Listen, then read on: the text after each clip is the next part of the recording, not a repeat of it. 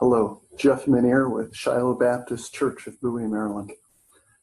Today, for our devotions, we want to look at the idea of greatness, which all of us long for at one level or another, but greatness through leastness.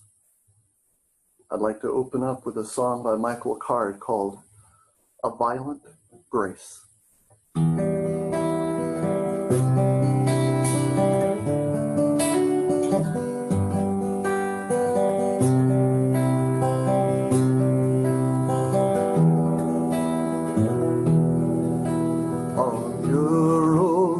Memories moves by in a blur. His prayers all seem unanswered and unheard.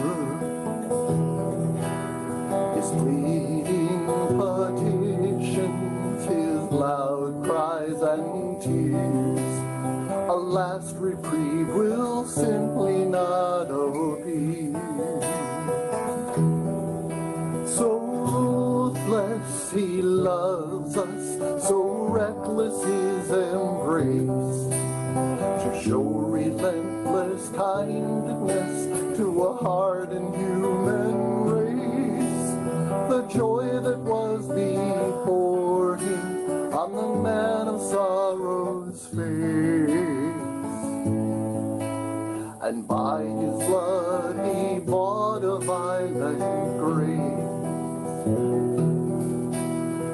Willing of victims, and with his final breath destroyed the one who holds the power of death.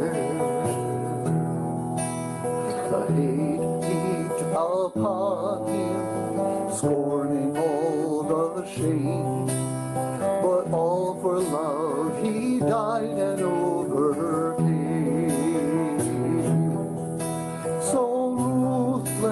He loves us, so reckless his embrace, to show relentless kindness to a hardened human race. The joy that was before him on the man of sorrow's face, and by his blood he bought a violent grace.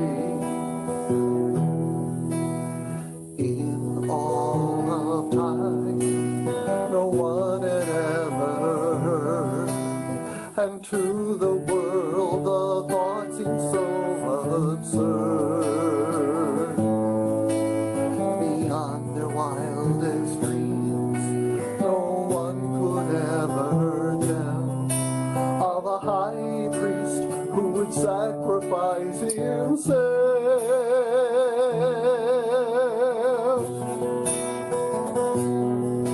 So ruthless he loves us, so reckless his embrace, to show relentless kindness to a hardened human race. The joy that was before him on the man of sorrow's face, and by his blood he bought a violent grace. And by his blood he bought a violent grace.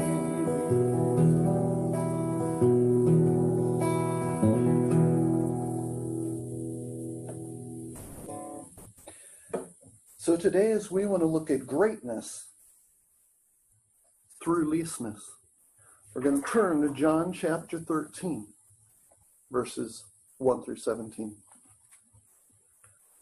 It was just before the Passover feast. Jesus knew that the time had come for him to leave the world and go to the Father. Having loved his own who were in the world, he showed them the full extent of his love. The evening meal was being served, and the devil had already prompted Judas Iscariot, son of Simon, to betray Jesus. Jesus knew that the Father had put all things under his power, and that he had come from God and was returning to God. So he got up from the meal, took off his outer clothing, and wrapped a towel around his waist. After that, He poured water into a basin and began to wash the disciples' feet, drying them with a towel he had wrapped around him. He came to Simon Peter, who said, "Lord, are you going to wash my feet?" Jesus replied, "You do not realize now what I'm doing, but later on you will understand." "No," Peter said, "you shall never wash my feet." Jesus answered, "Unless I wash you, you have no part with me." "But Lord," Simon Peter replied, "not just my feet, but my hands and my head as well." Jesus answered, "A person who has had a bath only needs to wash his feet. The whole body is clean. And you are clean, though not every one of you."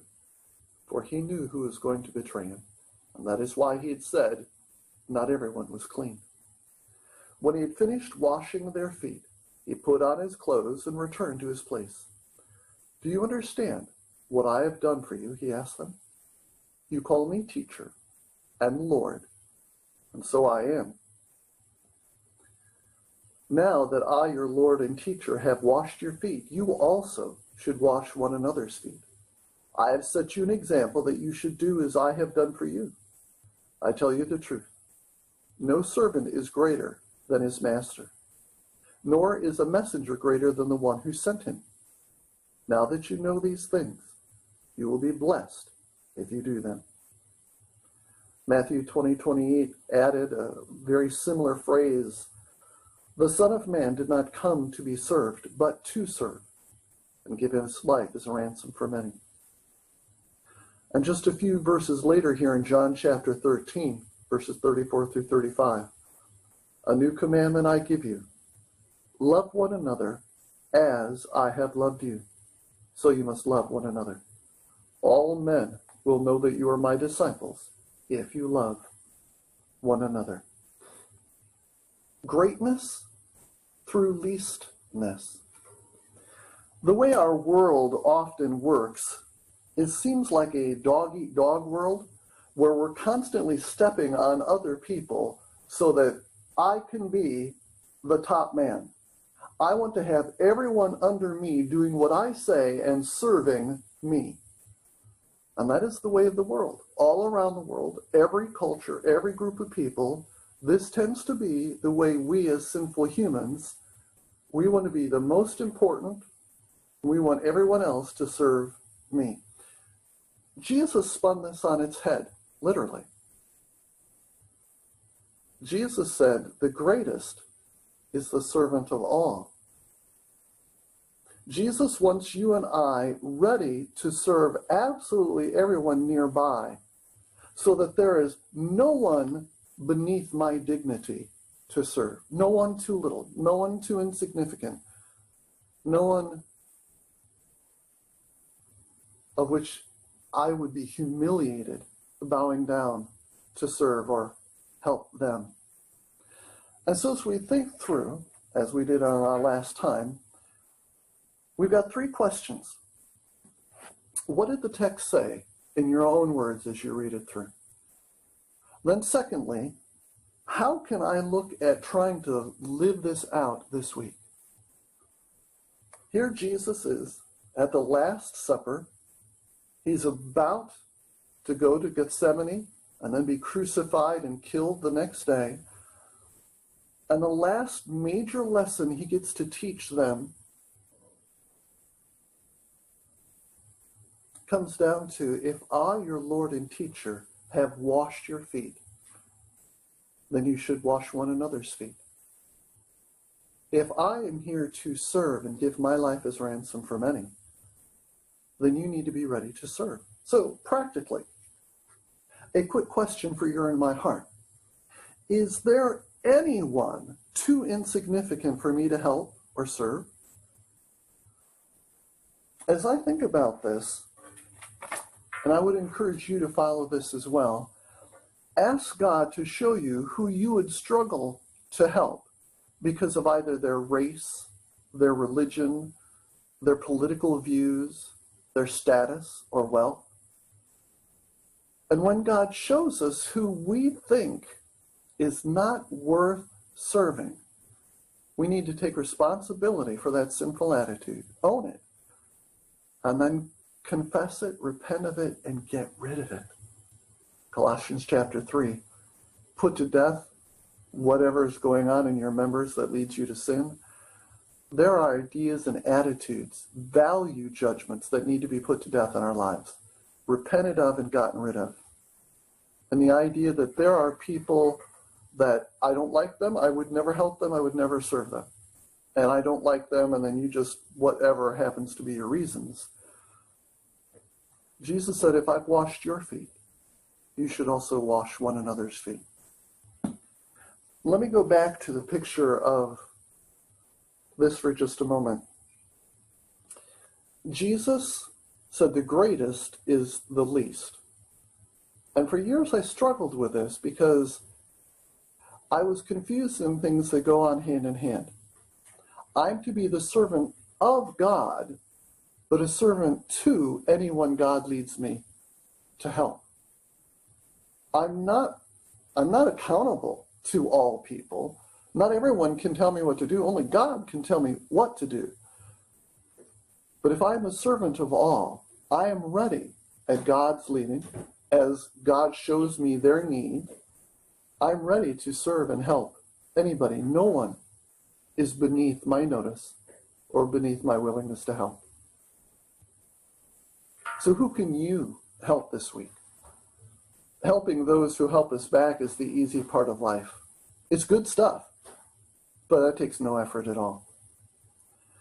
As Jesus said in his context in Matthew chapter 5, if we merely love those who love us, what reward will we get? Don't the absolute worst of people on earth do that already? If we greet only our own people, what are we doing more than others? Don't even pagans do that. So I invite you to ask the Lord, show me somebody that I can serve that it will actually cost me some humility. It will help kill and drive a stake through my pride. Because, Lord, I want to serve you above all, and that means I want to be willing to serve whomever you bring my way. We all long for greatness, but we go at it exactly the opposite way. Instead of me being the one everyone serves, Jesus said, you and I become truly great when we serve God only, but are willing to serve for God's sake, absolutely any and everybody. Thank you for joining with me today.